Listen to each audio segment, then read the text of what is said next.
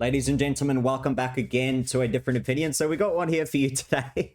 It is actually hilarious. So 7 News here in Australia, that's the reporter, as you can see on the screen. They wrongfully reported on this to try and say that tampons commonly sold in Australia actually can lead to cancer.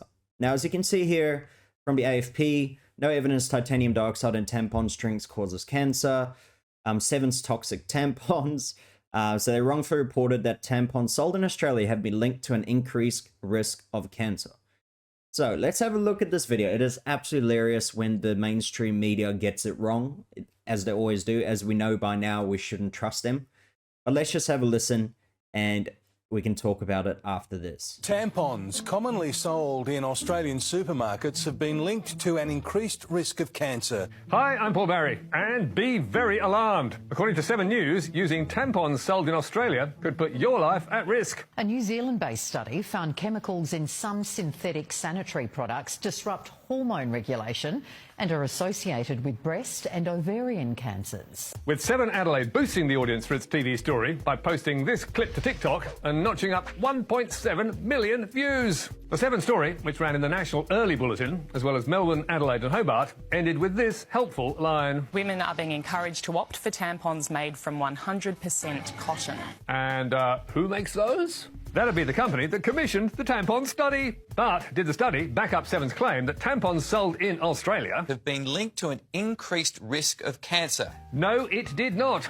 We contacted the author of the study, who was shocked by 7's report, telling us, our pilot study did not establish a direct link between tampons and an increased risk of cancer. And for good measure, Professor Heather said only one of the 4 brands tested, which they didn't name, had a red flag. And she doesn't even know if it's sold in Australia, which means that 7's claim that tampons commonly sold in Australian supermarkets have been linked to an increased risk of cancer is wrong, alarmist, and not backed up by the study.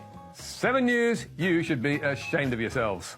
Not only 7 News, but where this guy works as well, which I believe is the ABC, which they suck just as bad. Let's be real. Every major news station in Australia sucks so bad. Like, if you live in Australia, you know what I'm talking about. It's probably the same where you live, but at least probably you got better options. Like, over here, we are so depraved of good news. But, as you can see, obviously, it is not true, so don't worry if you are a woman and you do still need to use tampons. So don't worry about that. But as you can see, just such a blatant lie. And the company that even backed the study are the ones that actually sell 100% cotton tampons, which is hilarious. And then the professor actually coming out and saying, no, we haven't seen a direct link at all. So for them to jump on this and make it like a national news story in Australia is ridiculous. And yeah, I think they should be held accountable somehow, even though we know they won't. They won't even probably post a probably apology letter or anything like that. Because it's always funny whenever someone does get it wrong, they come out with these brash claims, you know, whatever who it is.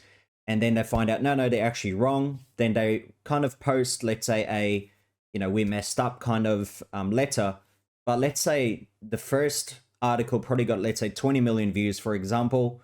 And because it went viral, because it's making all these big claims, and then they post the apology letter, and it probably only has 1 million people that read it. So there's always way more people that'll probably believe it because they think it's from the news, they won't do any other research, and they won't even know that there's an apology letter, and no one will see it. So yeah, we'll see. I actually want to see once they do post it, if they do post the apology letter, and I'll let you know how it went. Hopefully you did like the video. If you did, please leave a like, comment as well.